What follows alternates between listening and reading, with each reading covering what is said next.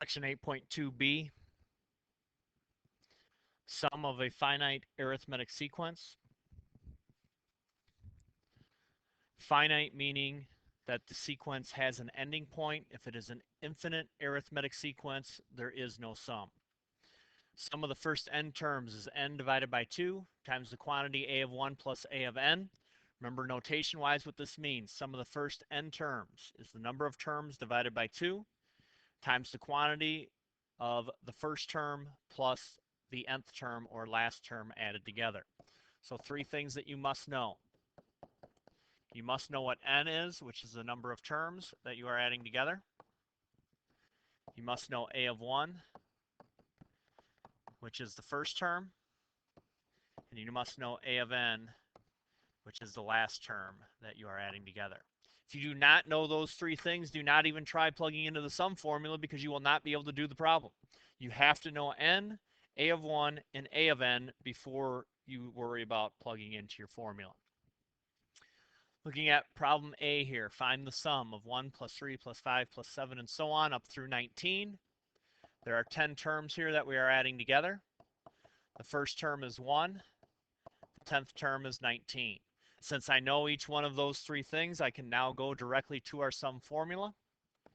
Sum of the first 10 terms is 10 over 2 times 1 plus 19.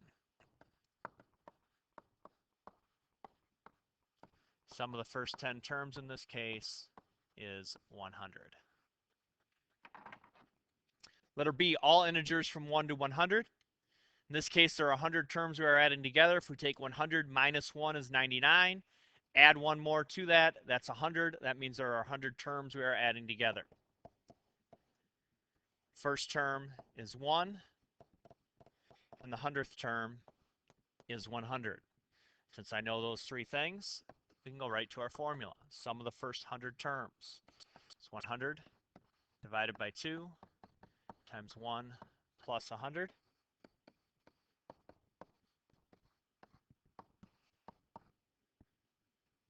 Plug that into your calculator. Sum of the first 100 terms is 5,050.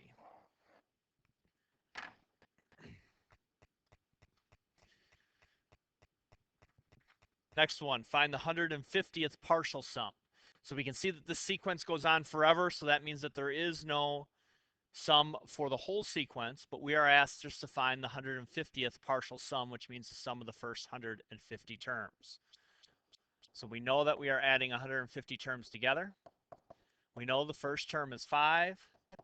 We do not know this 150th term, so we cannot use our sum formula at this point. We must first know what that last term is that we are adding up through. So we need to go to the formula that we have used previously. A of n equals a of 1 plus n minus 1 times d. In this case, we're looking for the 150th term.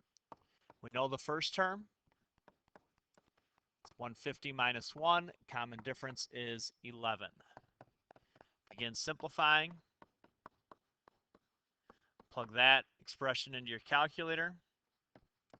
We find that the 150th term is 1,644. Now we know all three pieces of information. Now we can go to our sum formula. Sum of the first 150 terms, 150 over 2 times 5 plus 1644.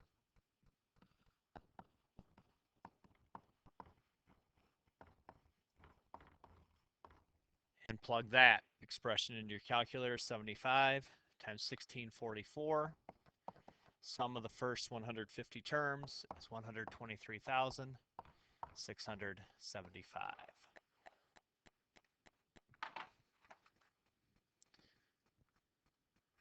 Last one, auditorium has 20 rows of seats. There are 20 seats in row 1, 21 seats in row 2, 22 seats in row 3, and so on. How many seats are in the auditorium? So in this case, we know that we are adding up 20 rows of seats. We know the number of seats in row 1 is 20. Once again, we do not know how many seats are in row 20, though. Go to your formula.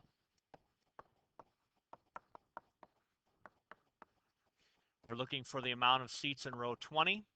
We know the amount of seats in row 1 is 20. And our common difference, we are adding 1 seat each row.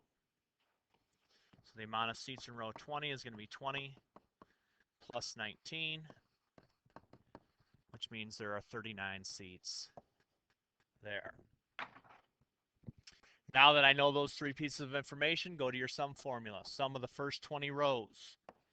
20 divided by 2 times 20 plus 39.